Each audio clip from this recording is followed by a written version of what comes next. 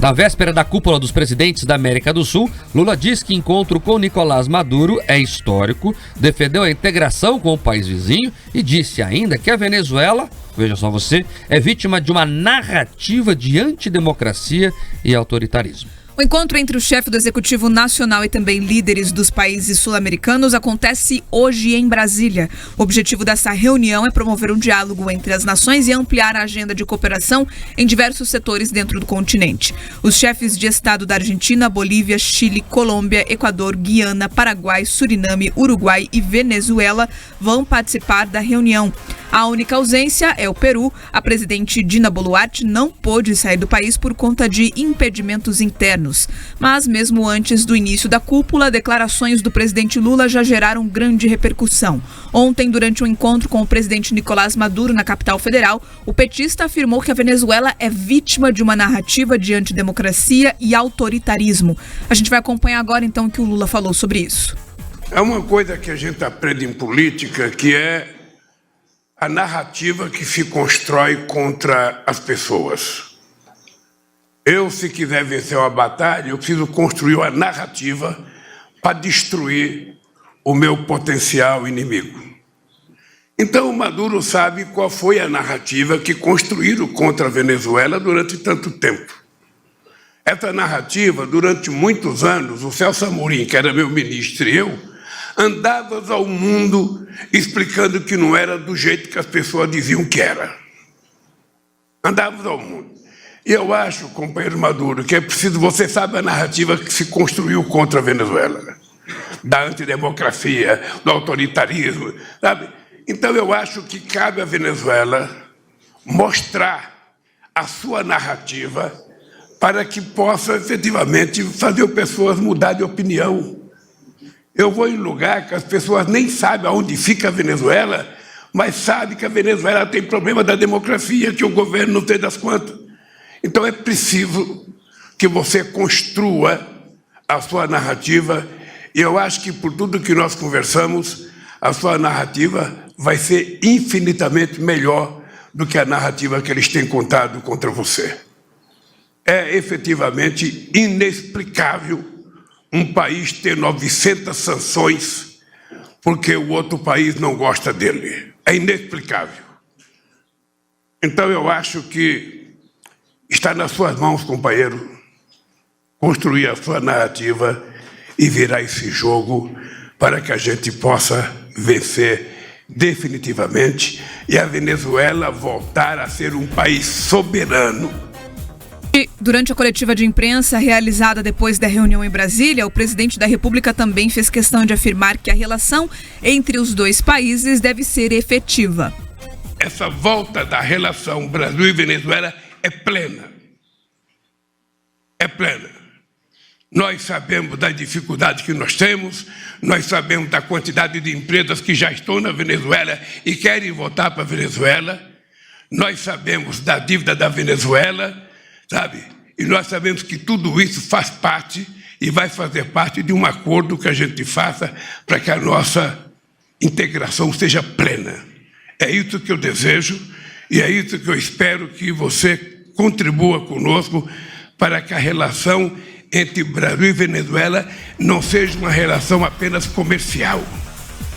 Agora a gente fala da repercussão disso tudo, né? A recepção realizada para Maduro e também essa relativização das agressões que o governo pratica contra a democracia no país gerou várias críticas no Congresso Nacional. Políticos de centro, centro-direita e de direita avaliam que o discurso de Lula ao lado do presidente venezuelano fez crescer o clima de animosidade ao petista no Congresso Nacional. Vamos lá. Bom, primeiro que o Lula confessou algumas coisas ali, né? Que é preciso construir uma narrativa contra o inimigo para vencer uma eleição. O PT é mestre em construir narrativas. Eu lembro aqui, por exemplo, a Marina Silva esquece das coisas, mas a gente lembra ela aqui. O Pedroso pode até falar com mais elementos, que é objeto de estudo dele, inclusive. O que a campanha de Dilma Rousseff do PT fez com Marina Silva. Aquilo ali é uma aula de como desconstruir uma imagem. Então eles são bons em construir narrativas. Agora, um presidente tem que descer do palanque, né? Se é verdade ou não que se constrói narrativas em eleições, isso é um papo para a eleição, para o palanque. Quando você está diante de outro chefe de Estado, você não tem que falar em narrativas, tem que falar em realidades, em fatos. Pelo amor de Deus, Lula. Pelo amor de Deus.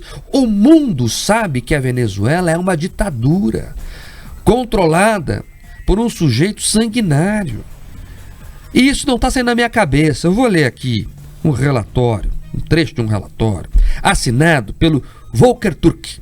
O Volker Turk é o alto comissário de direitos humanos das Nações Unidas. Está no site oficial das Nações Unidas. Ele esteve em Caracas recentemente, não tem nem 3 meses. E ele anotou o seguinte, abro aspas aqui, sobre os problemas da Venezuela. Abre aspas aqui. Há pessoas detidas arbitrariamente, relatos de torturas e mortes, impacto das sanções e refugiados. É o que diz o alto comissário da ONU para as Nações Unidas, que esteve lá e pelo jeito saiu bem preocupado com o que viu. Quem está dizendo é a ONU. Não é alguém aqui que simplesmente está dando uma opinião porque não gosta do regime político que instalou lá. Cada povo escolhe o que quiser. Mas acontece que parece que na Venezuela, segundo a ONU, as pessoas não escolheram. As pessoas foram obrigadas a engolir o que foi colocado para elas. Esse é o problema. O Brasil não pode se alinhar ao eixo da antidemocracia, da força, da morte, da fome. Você quer saber a verdade sobre a Venezuela? Não é difícil. Está cheio de refugiados venezuelanos aqui no Paraná. Eu tenho certeza que você, repassando agora mentalmente, vai lembrar de algum. Pergunte para ele por que ele fugiu da Venezuela. Ele vai te responder: porque eu passava fome. É isso que o Maduro produz na Venezuela: fome, desrespeito com a democracia e mais fome. As pessoas fogem de lá porque não fazem 3 refeições no dia, porque não têm o que comer. Muitas pessoas que têm até ensino superior e se sujeitam aqui no Brasil a limpar a privada, porque limpar a privada aqui é melhor do que ser engenheiro lá. É isso que o Maduro fez com a Venezuela. E o Brasil não pode achar isso normal. Não dá. Não dá. Pode falar a besteira que quiser, mas há limites. Há limites. E eu estou curioso para saber o que se passa na cabeça de algumas pessoas que votaram para salvar a democracia. E agora vem ele agarrado com um ditador. O tempo ele é o senhor da razão. É isso.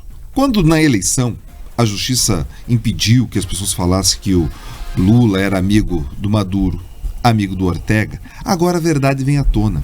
É isso, é companheiro para lá, companheiro para cá, temos que construir as narrativas, temos que enfrentar, é uma balela atrás da outra, é um abraço apertado, é um protagonismo que não se justifica. Vejam só, o encontro são com vários presidentes sul-americanos e a pauta foi tomada por essa vergonha do que o Lula está fazendo em relação à Venezuela, estendendo a mão, apertando e balançando, sabe, incansavelmente, como se aquilo fosse uma grande vitória. Não é. Lembrem do puxão de orelha que o presidente Lacalle deu no Lula. O presidente uruguaio ensinou: não se pode relativizar a democracia, não se pode relativizar o comportamento dos ditadores. Mais do que isso, quando ele fala, olha, um país como se fosse exclusividade dos Estados Unidos, e é esse país que ele se refere, e estabelecer ali sanções contra a Venezuela, é uma mentira.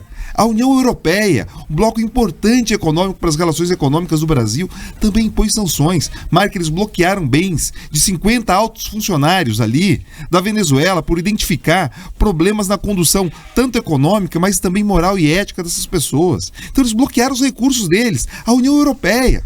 Então assim, não adianta ficar construindo papinho para lá, papinho para cá. Não é narrativa que vai resolver a situação. E mais do que isso, todo esse papo que ele faz, toda essa conversa, é para colocar ali uma cortina de fumaça a um dos maiores problemas. Porque alguns amigos que estudam relações internacionais vão dizer, não, o Lula tem que ser pragmático. Então ele vai conversar com ditadores. Eu discordo disso, mas eu quero ir além. O problema do Maduro e da Venezuela nesse caso não é simplesmente que ele é um ditador. Porque além de ditador, ele é caloteiro. Ele vem, toma dinheiro dos brasileiros e não paga. Eles devem US$1 bilhão e não pagam. Então, na prática, essa cortina de fumaça, todo esse discurso do Lula é para achar algum instrumento para tentar dar dinheiro ali para a Venezuela. Fala que quer incluir a Venezuela nos BRICS. Fala em moeda comum com a Venezuela. Pelo amor de Deus, não faz sentido. Então a gente tem que enfrentar sim, combater as narrativas de quem tenta legitimar e passar o verniz democrático para quem não é democracia. E só para concluir, vejam só, a Venezuela, Mark, não passou por uma grande tragédia natural, não passou ali por uma guerra. Na prática, é um país que tem belezas naturais, tem recursos naturais. O grande problema ali foi eles ficarem se iludindo, confundindo o que é democracia, o que é discurso e aceitando que esses pequenos ditadores se perpetuem. Então, quando o Lula abraça o Maduro, na verdade ele sente inveja, que ele gostaria de ter ali reprimido a imprensa, acabado com os adversários políticos, conseguido construir ali um pouco desse regime que ele tanto admira. Por isso que para ele aquilo é uma democracia. Na prática, é o sonho dele e o que ele queria construir. Felizmente, aqui no Brasil, a gente tem conseguido resistir, sabe Deus até quanto. Eu tenho uma curiosidade para saber como o Partido Democrata está enxergando toda essa situação lá nos Estados Unidos. Porque é o seguinte, né? Pediram votos para o Lula, inclusive havia um certo receio de que não houvesse uma transição democrática no país. Salvo engano, o Biden foi um dos primeiros presidentes do mundo a já reconhecer de bate-pronto o resultado eleitoral e está tudo certo até aí. Mas eles fizeram tudo isso porque viam ali no Lula o salvador de uma democracia no Brasil. E agora eles assistem, né, o Lula se alinhando lá com a Rússia. Os jornais norte-americanos estão dizendo isso. O New York Times está dizendo que o Lula é aliado do Putin, né? São os jornais norte-americanos que estão dizendo em suas manchetes. Agora eles assistem esse alinhamento aí com o Maduro, país inclusive que os Estados Unidos colocou sanções econômicas por entender que é uma ditadura. Então eu tô curioso, Pedroso. O Biden fez o L gostoso e agora assiste tudo isso. O que será que tá passando na cabeça do nosso bom velhinho americano? Ah, eles compraram, mas não levaram.